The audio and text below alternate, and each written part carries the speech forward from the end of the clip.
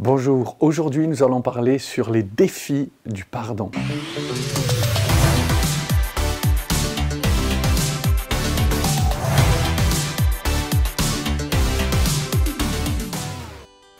Le pardon est une puissance extraordinaire qui libère, qui apporte une fraîcheur à l'âme.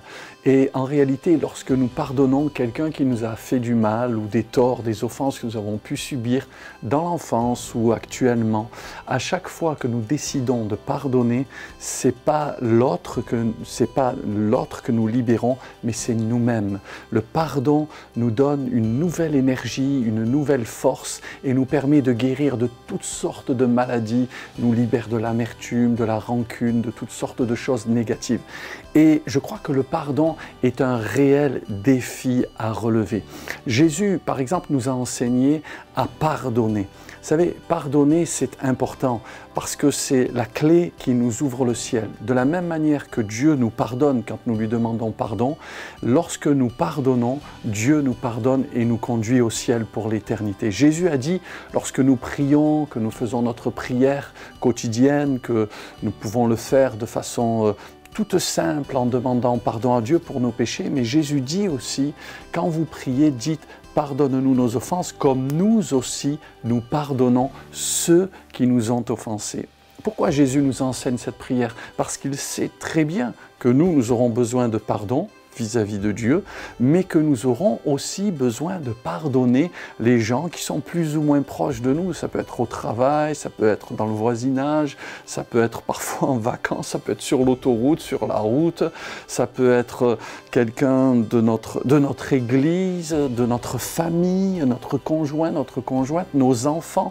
Le pardon doit être pratiqué tout au long de la vie et c'est un état d'esprit.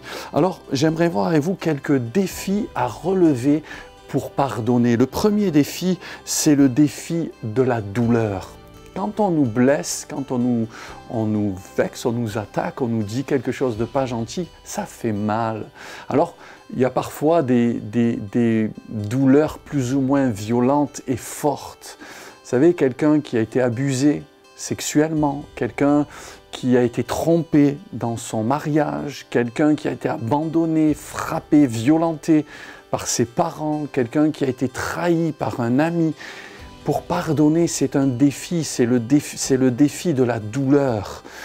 Et Jésus qui nous a enseigné à pardonner ceux qui nous ont offensés, a lui montré l'exemple suprême. Il est sur la croix, ses bourreaux le méprisent, le peuple l'insulte, Dieu l'abandonne à cause de nos péchés. Et la parole de Dieu nous dit que là, sur la croix, alors qu'il souffre, alors qu'on lui a craché dessus, on lui a fait mal dans sa chair, dans son âme, abandonné de tous, là, au cœur de la suprême douleur, il décide de pardonner. Le pardon, ce n'est pas une émotion.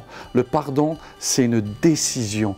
Et là, Jésus, sur la croix, il relève le défi de la douleur.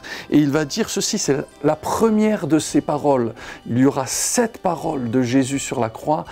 Tout découle ensuite, mais la première de ces paroles sur la croix, c'est celle-ci, Luc 23, verset 34. Jésus dit « Père, pardonne-leur car ils ne savent ce qu'ils font. » Ils se partagèrent ses vêtements en tirant au sort. Jésus, alors qu'il a mal, décide de pardonner. Il relève le défi de la douleur. Je ne sais pas ce qu'on t'a fait subir. Je ne sais pas ce que tu souffres actuellement ou ce que tu as souffert, mais pour pardonner, il faut relever le défi de la douleur. Et pour guérir de ta douleur et de tes blessures, il est nécessaire de pardonner, de vouloir pardonner. Alors si tu veux pardonner et être libre, il faut tout d'abord relever le défi de la douleur. Le deuxième défi pour pardonner, c'est le défi de la mémoire. Vous savez, lorsqu'on nous a blessés, une fois qu'on a été blessé et qu'on a pardonné, le pardon, c'est un cycle, c'est un processus, c'est une décision et un chemin. Et parfois, les choses négatives que l'on nous a faites, les griefs qu'on a pu subir, les blessures qu'on a pu subir, vont parfois ressurgir à la mémoire. Je me rappelle un jour de ce témoignage, de cette anecdote d'un couple qui est allé voir un pasteur. Le couple de la congrégation du pasteur sont allés, ils avaient des conflits, tout ça. Et à un moment donné, le conjoint, dans le cadre de l'entretien, va dire « Écoutez, pasteur, je n'en peux plus parce que à chaque fois que l'on se dispute, ma femme devient historique. » Et là, le pasteur, il ne comprend pas trop, il dit « Historique, comment ça? Vous voulez dire plutôt hystérique ?» Non, ma femme devient historique parce qu'à chaque fois qu'on se dispute, elle rappelle les histoires du passé. Voyez-vous, le vrai pardon, c'est savoir oublier, non pas ôter de notre mémoire, parce que notre mémoire est ainsi faite qu'on peut se souvenir des choses que l'on a subies, mais c'est décider de ne plus rappeler à la mémoire de l'autre les histoires de conflits que nous avons pu vivre. Et ça, c'est une clé importante. La Bible nous parle d'un homme dans l'Écriture qui s'appelle Joseph, qui est un patriarche, un des fils de Jacob, qui très jeune a eu des rêves, une vision de Dieu, qu'il gouvernerait, qu'il serait un leader et tout cela. Et l'Écriture dit qu'à un moment donné, ses frères ne pouvaient plus lui parler avec amitié. Ils étaient vraiment jaloux, ils l'appelaient le faiseur de rêves. Et à un moment donné, c'était tellement fort et il y a de l'électricité dans l'air, dans la maison. Et un jour, ils vont vouloir littéralement se débarrasser de lui. Et à la faveur d'une occasion, d'une opportunité, ils vont l'attraper, tous ses grands frères, ils vont l'attraper, le jeter dans un puits et au final, au lieu de le laisser mourir là dans le puits, ils vont le vendre à des marchands du désert qui le conduiront en Égypte. Quelques années plus tard, le temps va passer, Jacob pensait avoir perdu son fils. L'Écriture dit que Joseph va voir le rêve de Dieu se réaliser. La parole de Dieu dit qu'un jour, alors qu'il était là en prison, après avoir subi un outrage également, une injustice, avoir été accusé faussement par la femme de son maître Potiphar, la Bible dit que du jour au lendemain, il va se retrouver propulsé comme premier ministre de l'Égypte, il va interpréter son songe et Pharaon va l'établir leader du pays au complet.